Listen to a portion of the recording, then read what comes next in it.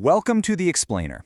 Today we're going on an absolutely wild 700-year ride through one of the most famous stories in human history, the evolution of Sleeping Beauty.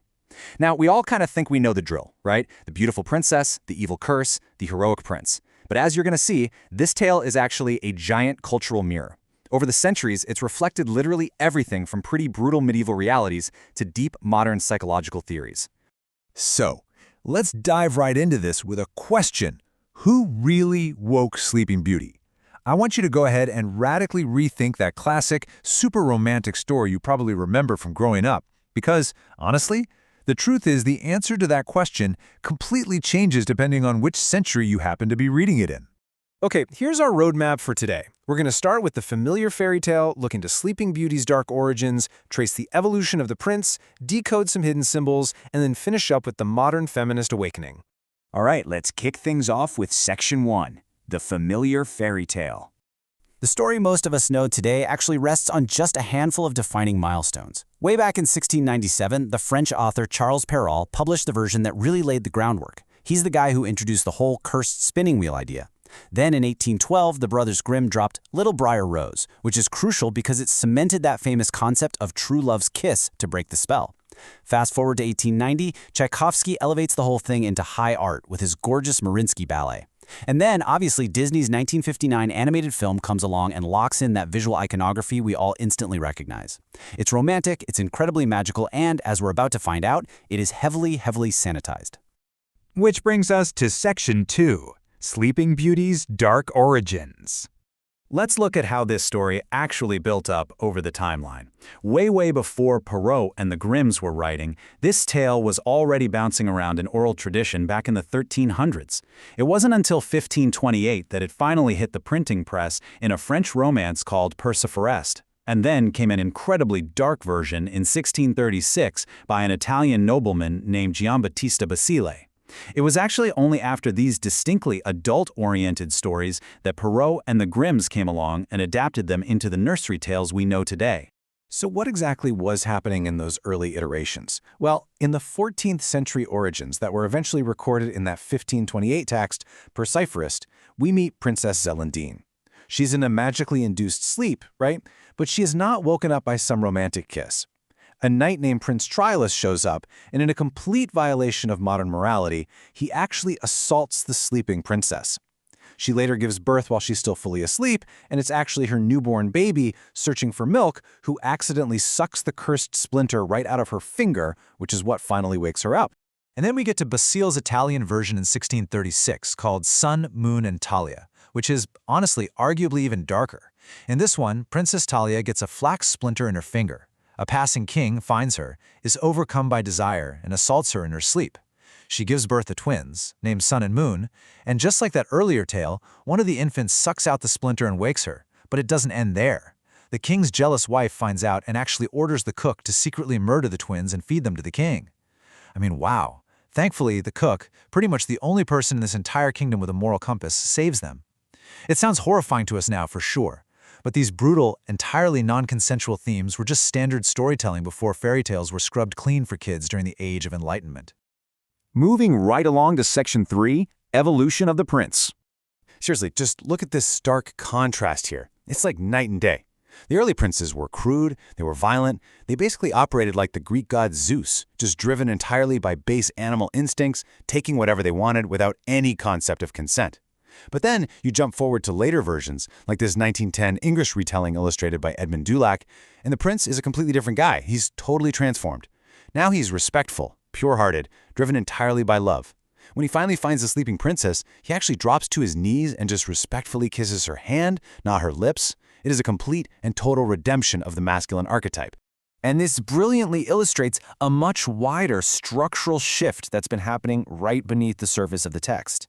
Scholar Grace Hogstad actually mapped out the parental figures across the centuries, and it is fascinating. In 1636, Basile's tale is set in a strictly patriarchal society. Only the father makes the decisions. By 1697, Perrault brings in both the king and the queen. And then, by the time we reach a modern internet adaptation from 1997, the queen is the only parent even mentioned.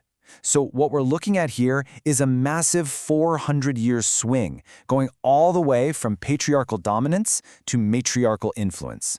Hogstad goes even further with this. She visualizes this entire literary history as a kind of spiritual awakening. Here, we can see the 7 historical iterations of the tale literally mapped onto the 7 chakras of the Hindu tradition. The bottom 3, which are those earliest tales containing assault and survival, align perfectly with the lowest chakras, representing those base animal instincts. But as the story evolves over time through the French and German versions, it moves up to the heart chakra, representing the birth of real compassion and love. Finally, the highest, most modern iterations represent the prince achieving true spiritual transcendence. Basically, the idea is that the evolution of the story is mirroring the evolution of human consciousness itself. How cool is that? All right, let's get into section 4, decoding the hidden symbols. Let's take a look at the spindle, or the flax splinter. Now, on the surface, spinning is just your classic symbol of domestic femininity, right? But academics point out something really interesting. Flax is actually an erect plant, and a spindle is an erect structure that the spinning revolves around. So, from a symbolic and psychological perspective, scholars interpret the spindle as a distinctly masculine, phallic symbol. The actual act of the spindle pricking the princess is seen as this masculine energy asserting its dominance, literally putting the feminine principle to sleep. And who exactly is this feminine principle? Well, the princess herself represents what scholars call the eternal feminine. It's a symbol of divine love, this overarching unifying energy that draws humanity up toward higher spiritual transcendence. In this academic reading, Sleeping Beauty's 100-year slumber is absolutely no accident. It perfectly mirrors the historical disappearance of the goddess archetype from cultures all over the world as patriarchal systems started taking over. And her eventual awakening, that represents the long-awaited return of that unifying divine love. Now, academics have quite a few diverse interpretations of this super deep slumber. Mythologists tend to view it as the literal death of the earth in the winter, followed by its resurrection in the spring. Psychologists, like Maria Tatar, see it as a Freudian map of female sexual maturation. In that view, the prick of the spindle is the onset of puberty, which is followed by this long period of passive latency where she's kind of balking at the threshold of adulthood until she's finally ready.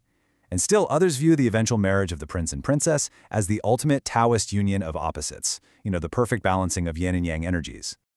And that brings us to our final part, Section 5, the modern feminist awakening. Now, what's really interesting about this slide is how the whole lens of storytelling is just completely flipped. For centuries, the traditional princess was passive, literally asleep, depending entirely on a male rescue and defined completely by patriarchal structures. But in recent adaptations, the focus shifts almost entirely to the subverted queen or the witch. She becomes the active narrator, centralizing the female perspective and completely upending those traditional gender roles. There's a cultural study published in the Science Publishing Group that perfectly summarizes this shift. It notes, impartially, that the deconstruction and reconstruction of the characters of different genders based on feminism shows the marginalization of male characters and the centralization of the female characters. Essentially, postmodern adaptations are out there actively breaking down classical patriarchal discourse to really highlight themes like female resistance and sisterhood. Disney's 2014 film Maleficent is probably the absolute prime example of this. In this version, the traditional antagonist, the witch, actually becomes the main narrative subject. It completely subverts the patriarchal discourse of their original 1959 film. True love's kiss doesn't even come from a prince in this one. It comes from Maleficent herself, acting as a maternal figure. The film acts as a mirror, reflecting our current social environments and aligning right up with modern, postmodern, and feminist expectations. So, the crucial point is this. Sleeping Beauty is not just some simple children's story. It is a living, breathing artifact of human culture. Over 700 years, it is seamlessly morphed from a raw tale of medieval brutality right into a Victorian vision of romantic idealism and now into a canvas for postmodern feminist subversion. It literally adapts to be whatever society needs it to be at the time. Which leaves us with a truly fascinating question to ponder. As we keep deconstructing and rewriting these ancient myths to fit our modern values, how will the fairy tales being written today be analyzed by scholars 700 years from now? What will our stories ultimately say about us? Something to think about.